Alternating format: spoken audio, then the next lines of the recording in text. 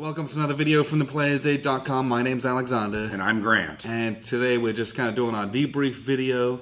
We've just spent 3 days of gaming here at Buckeye Game Festival, which is a small convention here in Columbus, Ohio. We're from Indianapolis. It's about 3 hour drive. 2.5 to 3 hours, yep. So it's fairly local. But this is we were invited to come here by Jeff Coyote, so thank you very much. And he serves on the board, right? He's one of the organizers. I don't know if he serves on the board or right. works with them. Yep. But he invited us here, kind of wanted to show us what they've got going on. I don't know how many people. I think it's 300 or 400 people come over the course of the weekend. It's something where people get together and just play a lot of games. Yeah, just play games. Yes. Yep. There is a small vendor hall. I think Enterprise Games were here selling their war games. Capstone.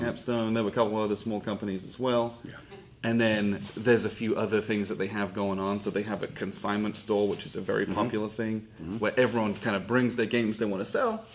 And that was actually really cool. it was really neat. There were a lot of great bargains from there. 9 to 11, there's a kind of a price drop after each hour increment. So you can either buy it now and it's cheap, or maybe wait and it'll get a little bit cheaper. And there's some very good deals to be had there. And they had everything. They had card games, war games, heavy euros. I mean, there was a little bit of everything. Yes. So there was a lot of choice. Yeah, and there was We didn't buy anything, but no, but it was very tempting. And I'll become better prepared next year, knowing that that's here. They also have the Artemis Bridge Simulator, which is a computer video game where there's a bunch of players, and it's kind of like a Bridge of the Starship Enterprise, where everyone's doing different things and trying to synergize. That's a very fun thing as well, and it's free to do it here. You just got to sign up. Yeah. Normally you pay at other conventions to do that, so that's really dope. But all in all, what we did most of the time is play a lot of games. What games did we get in? A little bit of everything. Rising Sun, Churchill, Pax Pamir, Watergate, Root, TI4, Twilight Imperium 4, first ever play of that. It was awesome. Something very memorable. And then Distant Plain. Yep. So we did play a war game. Yeah. No. Well, Churchill, I mean. That's that's an abstract one. Yeah, it's an abstract war game. But all in all, I had a really fun time here. It's very relaxed. It's fairly low-key. Yeah. But the gaming hall is open 24 hours a day. And we were there till, what, 1 I think we were until 1 o'clock playing TI4 one time. I wanted to be here later last night, but you wussed out on us. Yep, that was... It's okay. I was tired. We were bushed. But yeah, that was the thing I enjoyed the most, was just the opportunity to play big 5- and 6-player games. We played Root, 6-player. We played, a Distant Plane with full 4 players. It's very hard for us to get that many players together. Yeah, normally it's just us two playing together because we've got family, and getting a whole bunch of people together, it's a big time commitment. So when you're at a place like this, you play the big games where you get all the players to max out some of those big games. And I think a lot of other people were doing that too. Oh yeah, there's a lot no of the 18xx train games going on. There's a lot of role-playing games where people come here and do this every year and probably have a great time. Yes. But that is the one thing I think next year, and we've talked about coming back next year, I would like to try to set up maybe some geek lists and do like some big war games, like Here I Stand, or what else did we, something like Ancient Civilizations of the Undersea that you need 5 or 6 players. We need to do that here. Sword of Rome is another one we talked about. So that's what I would like to do. So there is a geek list. I just found it really, really late. Okay, but we didn't add anything to it. We could because have I was like, there's only like a week. So that's what I'm saying. Next year, you and I need to sit down months before, come up with 4 or 5. We're going to be here 3 days. Let's do 3 big games at night. TI4 should be one of them. Absolutely. We'll get with those guys, Steven and Joe and his friends. But that's what we need to do. Yes. That's what we need to do. And I think this is a perfect opportunity for that. Yes. The other thing that's kind of a big draw here is the war room. Yes. There is, because there's open gaming, there's RPG events, everyone playing regular board games and every different thing. But there is a dedicated war room.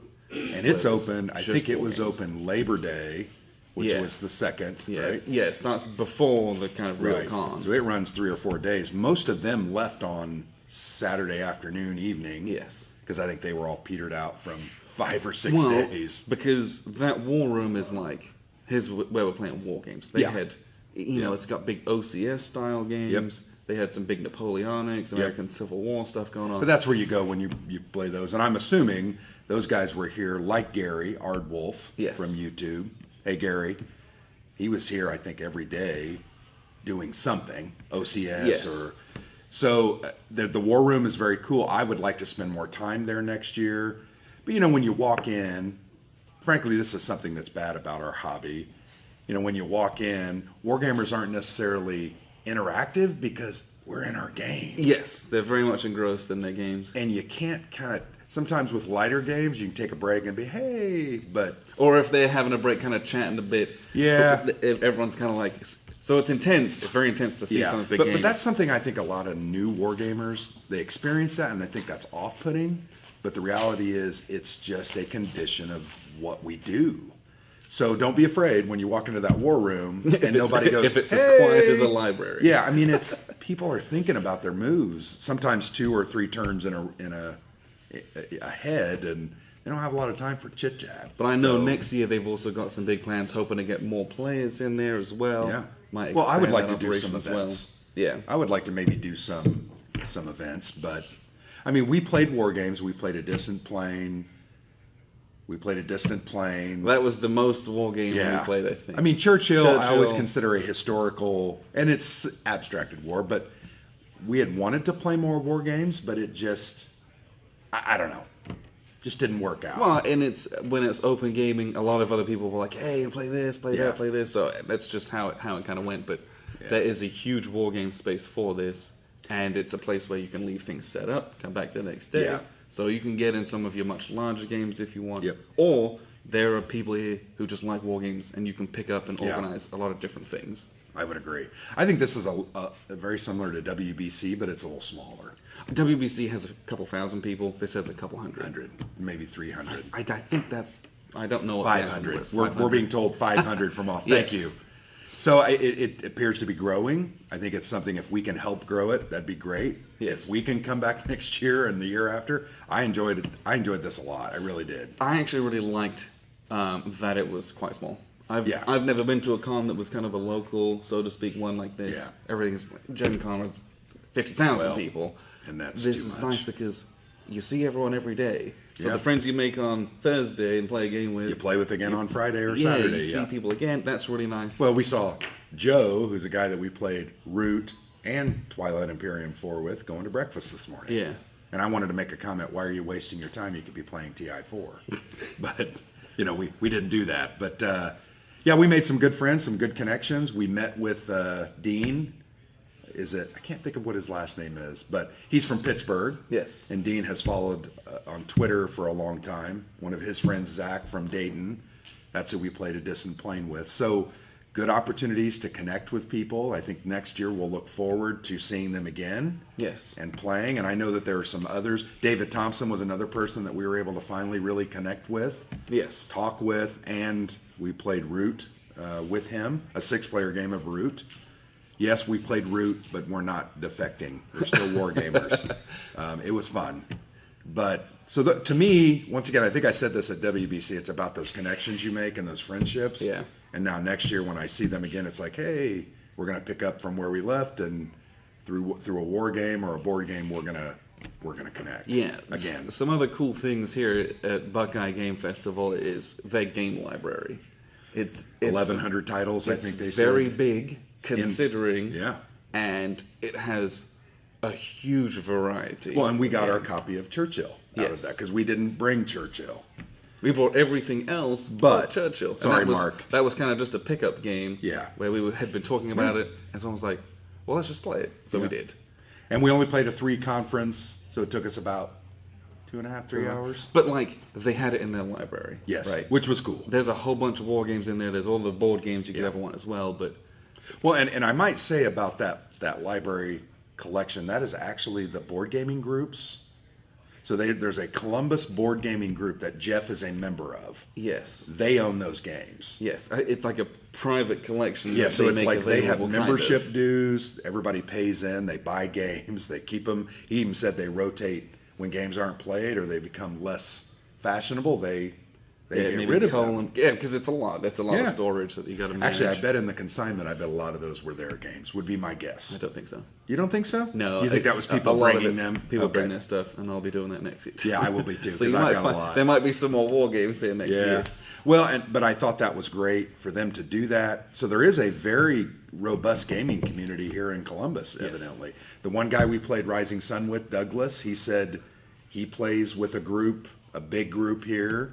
So gaming appears to be alive and well in Columbus, Ohio. Yes. And then I think the last thing is that this year they had a kind of a special guest, Rodney Smith from Watch It Played. Great guy. He's as great in person as he is on his videos. Very Yes. affable. And For a Canadian. he was kind of their special guest of honor here. Yep. And he was kind of booked up the morning to entire evening time. with events because they were doing all that for charity. Yeah. So this isn't just an opportunity to sit and play games, which it is, but there's a lot of charitable events going on here for the charity I believe is called Extra Life.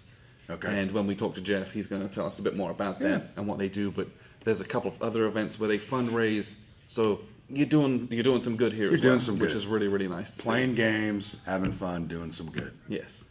Yeah, very cool. So one other thing we talked about, downtown Columbus is very, this is where Origins is held. Yes. And we've come to Origins together 3 or 4 years in a gone row. twice. Oh, have you gone twice? Is that it? Dang. I went with Tim a couple of years. Yeah, So I think I've been I've 4 or gone 5 with it. times. But downtown Columbus, man, it's happening here. We stayed in the Hyatt. Regency. Yeah. Very nice hotel, but it is centrally located. We walked 2 blocks and found a whole restaurant district, kind of by the arena, Yes. and we ate at BD's. There's a Mongolian grill, but which is awesome. the North Market has like a whole bunch of different things. And we've in eaten it, there at Origins every time because it's amazing. but it's nice Ethnic now food. because it's not busy. Yeah, it was really nice to walk around and actually be able to choose our food rather than, that line's short, let's get in there. So downtown Columbus has a lot to offer. Not only does it have the big hotels, but I think there are smaller hotels within a couple of blocks. So playing here, staying here, it's very doable and I think very enjoyable. So I think that's something that needs to be, because once again, that adds into that whole experience. Yeah, and what we do at cons, a lot of the time you'll see we'll churn out a million interviews and videos. This was an opportunity to do a lot of games. Yeah. And that was refreshing for us, and this is a great environment to do it. It's I don't want to say quiet, but like, it's a very relaxed atmosphere. Yeah. Everyone's super pleasant, Yeah. and there's plenty of space to just play games. Yep. So that's one of the big draws for me coming back here next year, is I know half the people, we're going to play a lot more games, and it's just a really fun time. We definitely will return, no doubt. So I appreciate you guys tuning in and listening to us ramble. This is kind of our debrief video of Buckeye Game Festival here in Columbus, Ohio, and we'll see you next year.